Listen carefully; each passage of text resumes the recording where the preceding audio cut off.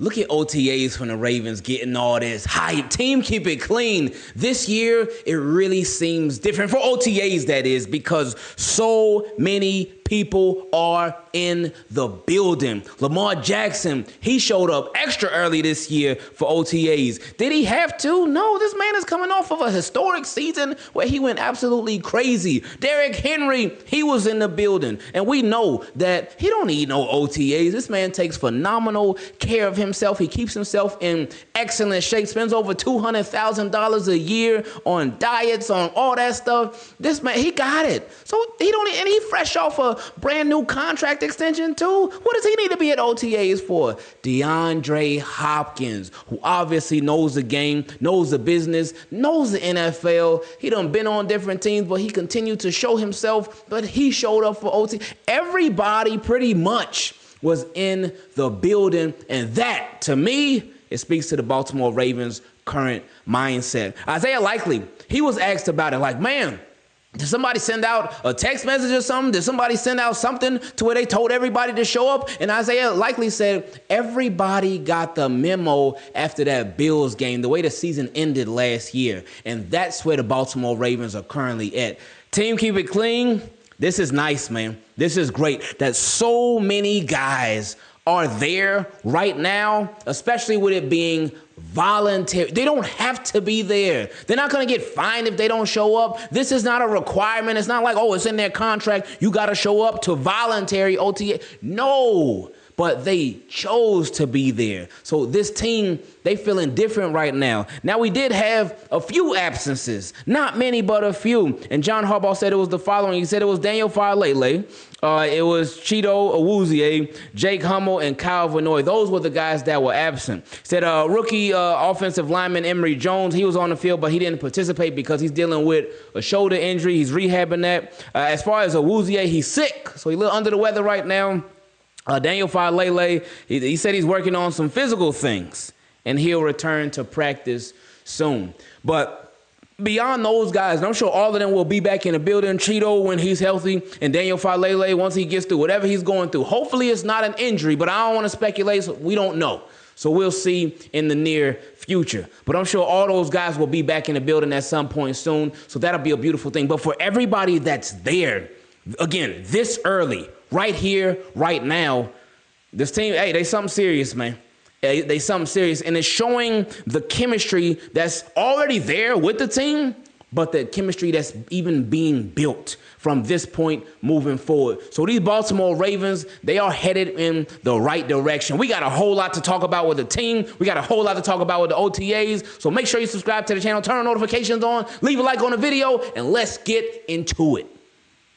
Yeah, we hyped for OTAs, reason being because with every Baltimore Raven that was there, they had it looking like training camp. They was making it look like these were mandatory OTAs because just about everybody showed up. My guy, Agent Bond, he made such a great point on Twitter. He said, it's just OTAs, but the fact that Lamar and all of our skill players are there is a big deal to me, as it should be. He said, the norm has been them staying away for real. Speaks to a different mindset this year. He laid it out perfectly. Well said, and that was straight up because it does.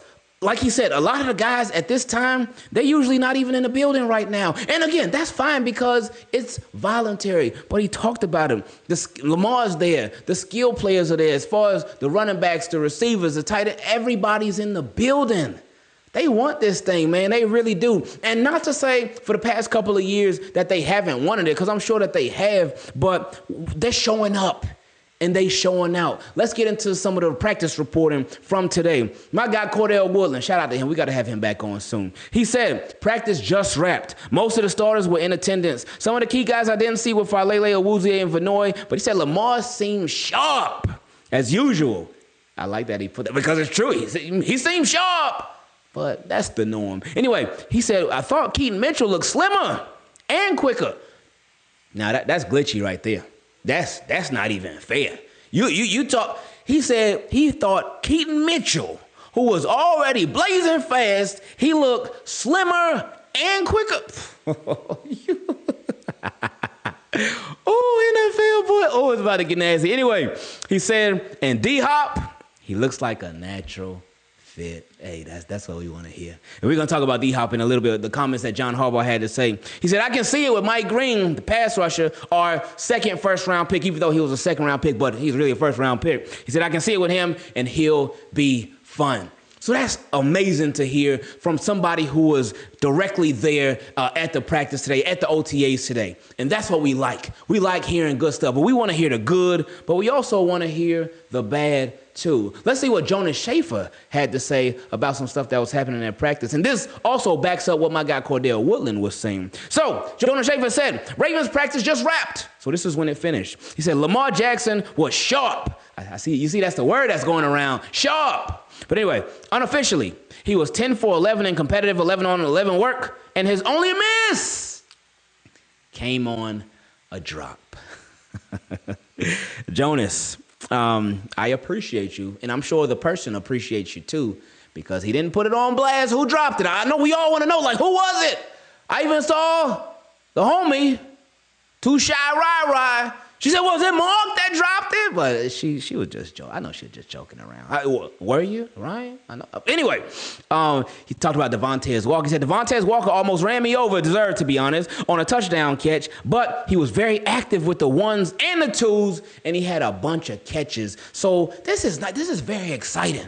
Because we already know about Zay Flowers as an NFL wide receiver. We are really finding out a lot about, especially last year, about Rashad Bateman as an NFL wide receiver. DeAndre Hopkins, oh yeah, we definitely already know about him as an NFL wide receiver. But Tez Walker, there's a lot of unknown with Tez Walker right here, right now, as an NFL wide receiver. I mean, last year he was a rookie and he had a lot of people in front of him, and he still will, but the fact that he's catching on strong this early, making an impact this early in OTAs, that's only a positive sign. Ooh, we got a big update on Ardarius Washington from John Harbaugh. He said that Ardarius had a clean Achilles tear. So it was clean. And he said Washington is aiming to return in November or December. My goodness, that would be something crazy. Remember when we talked about a couple of weeks ago when the injury first happened and Ardarius Washington, he sort of tried to give us a message on Instagram. He said that he would be back. So I took it as it seemed like he was kind of letting us know, like, hey, stuff ain't over yet. And then, of course, from the Baltimore Ravens, we had got nothing definitive on the timetable for Ardarius Washington's possible or future return, not only to the Ravens, but to football in general. So with them not saying, all right, Ardarius Washington is definitely done for the year, it left that door open to where he could possibly come back. And now John Harbaugh and Ardarius Washington letting it be known, like, hey, he's trying to make a return for November or December. But wait, with it being a clean tear, I get that. With him wanting to come back, I understand that. But we got to make sure that we temper our expectations with Ardarius Washington if and hopefully when he does return. Because an Achilles tear is something, and I know the game is now way further than it was even 2, 3, 4 years ago as far as players coming back from Achilles tears, but still, this is something that they cannot rush him back at all. They got to allow him to take his time. And everything got to be right. Now, I trust the Baltimore Ravens as far as his recovery and as far as them not rushing him, because our medical team is a whole new squad. And it's been a whole new squad for the past couple of years, and they've done a phenomenal job when guys get hurt of bringing them back properly, not rushing them back, making sure they're fully healed before they return to the field. So I got no doubts in my mind that they will continue to do the same with Ardarius Washington if he has the opportunity to return this year, which hopefully he does for his sake, for the Baltimore Ravens' sake. But let's just temper our expectations. Will he come back right away and be the Ardarius of old?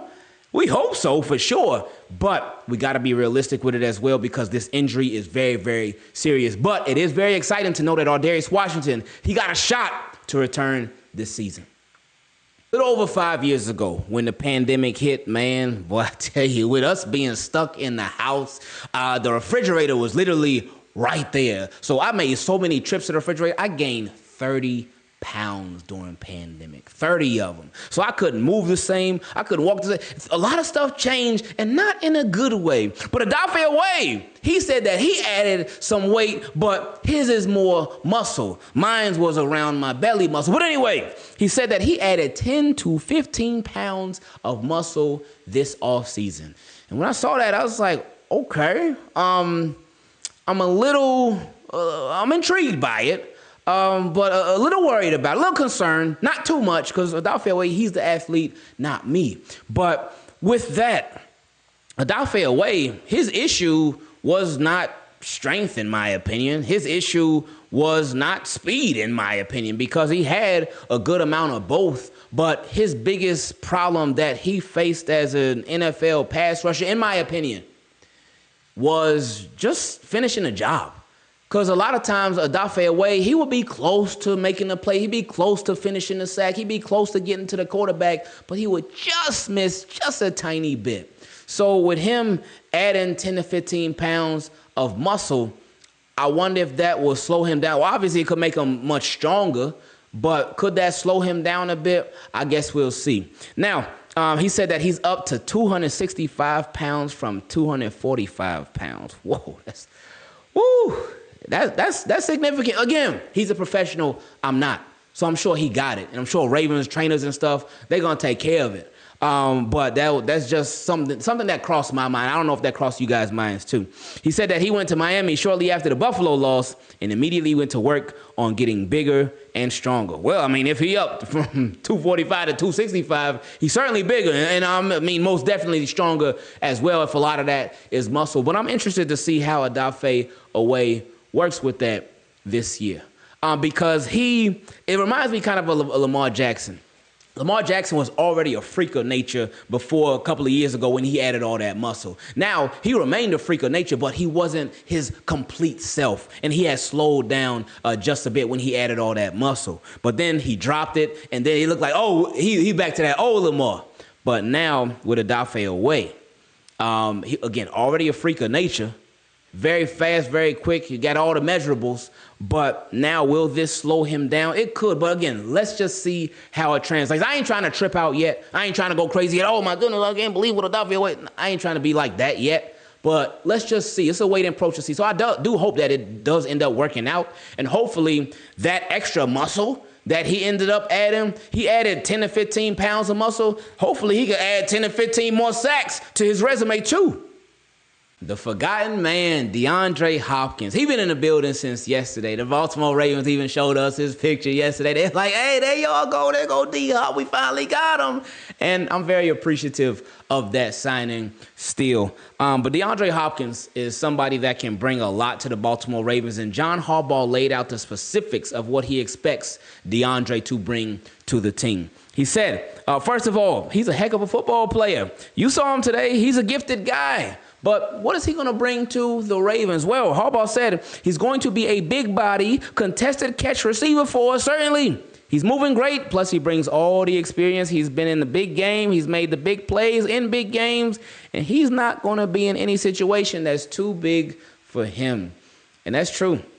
DeAndre Hopkins, after last year, he can officially say that he's played in every single type of game there is to play in the NFL. Because before, he had played in a bunch of regular season games and some playoff games, but after last year being traded to the Chiefs, he pretty much knew, oh yeah, I could punch my ticket to the Super Bowl. Yeah, I'm going to make it there. These Chiefs, they make it there pretty much every year. And they did just that. So hopefully with all of the experience that DeAndre Hopkins has, mixed with the skill that he has, accompanied with all these other Baltimore Ravens, because we got some very skilled team. Our roster is nice. Hopefully, we can not only punch the ticket to, but also get the win at the Super Bowl.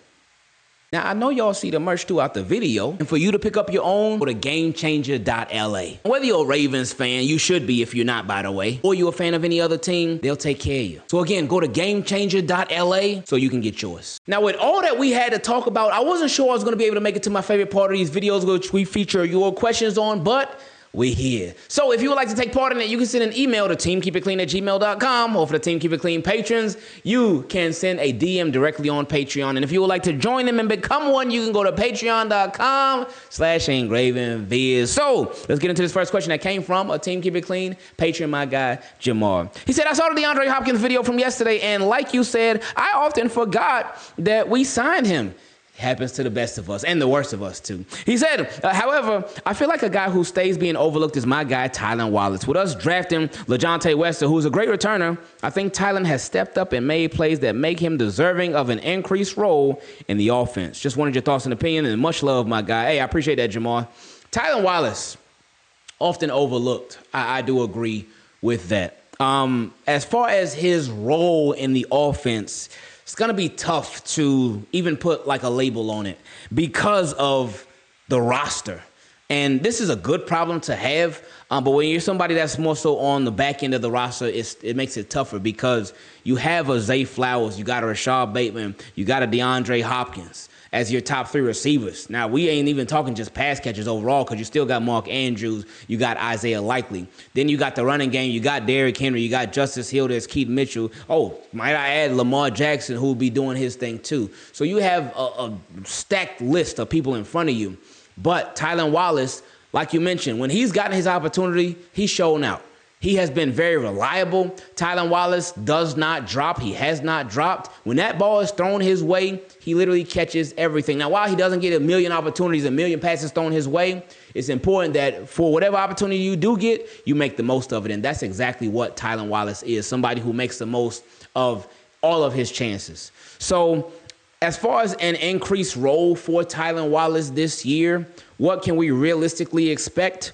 As far as that, maybe that number 4 wide receiver role, that's a possibility. That's a huge possibility, I think, because you still got Tez Walker we talked about earlier. And I know it's just the first, second day of OTAs, but Tez Walker, him showing out, that's a good sign for him, but that will make him push Tylan Wallace. Because I would expect Tylan Wallace, especially with all of his experience in the NFL thus far, that he would be that sort of number 4 wide receiver for the Baltimore Ravens. But we'll see what Tez Walker can do in year 2.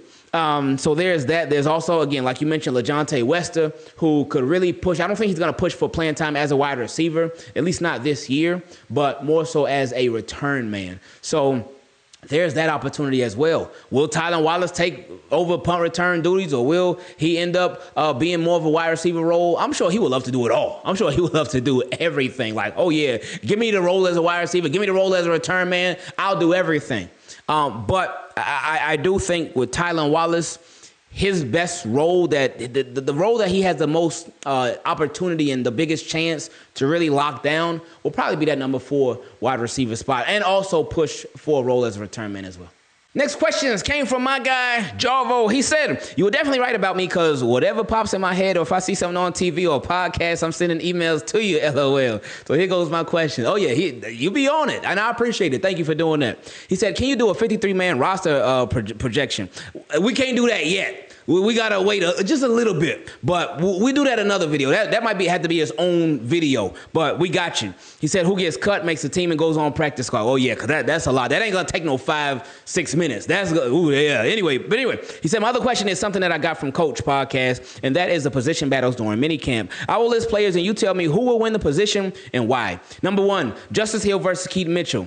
I'm assuming you're talking about that running back 2 spot. So I'll say Justice Hill because of his experience, how they've already been able to rely on him, and just his veteran presence. He also said Voorhees versus Emery versus Cleveland, if given a fair shot. I would say Andrew Voorhees because he already had the spot last year. Emory Jones is a rookie. Ben Cleveland, he's somebody that they surprisingly brought back. I thought they were done with him, but they brought him back. But I think Andrew Voorhees because he already won the spot last year, so I think they'll give it to him again.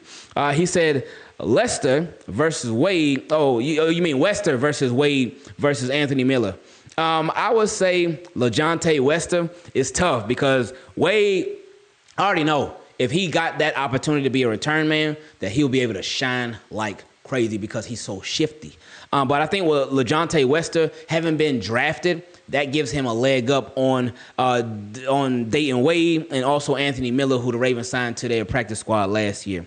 He said Trent versus Teddy. So Trent Simpson versus Teddy Buchanan at linebacker. Oh, that's a tough one. I will go with Trent Simpson for now, but that's one that I think is really to be determined. That's a really good one, though. And then he said Sanusi Kane versus Bo Braid. Ooh. Oh, if I'm thinking how the Ravens are probably going to think, then I would probably say neither, because I think they end up signing a veteran. But that's a real tricky one. But if I had to choose between the two, I'm going to go with Sanusi Kane. And it's like flip of a coin, really. But anyway, he also said, if you had to make a 10 roster team for the Flag Football Olympics, who is your squad?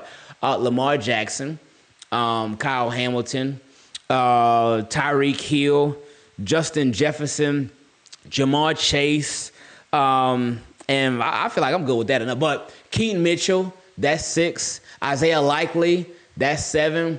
8, give me Fred Warner at 8. 9, Odafe Oweh, because that boy fast. And then 10, who gonna be my last guy? I need somebody that'll just take us over the top, go crazy. Give me Pat Ricard. Anyway, his next question. He said, I don't know if you watched the new Wired episode, but the Eagles called a trade for a first-round pick, but EDC said no, and he was stuck between getting Malachi or Nick Emenwari from South Carolina, and he brought in his scouting team to decide, and they told him Starks checks all the boxes. I saw in another video, EDC said during the Ed Reed draft that they were going to draft another player, but he got drafted before the Ravens pick, so we went with Ed, and I'm glad that we did. Yeah, I did see that clip. I think I saw it on Twitter. And again, EDC said it. He said sometimes some of the best trades are ones that you don't do at all. So getting Ed Reed, oh boy, we got the best safety ever to have ever played the game, the best ball hawk to have ever played the game. Ed Reed was a game changer. That man was just everything. So it worked out. So hopefully for Malachi Starks, it'll be a lot of the same.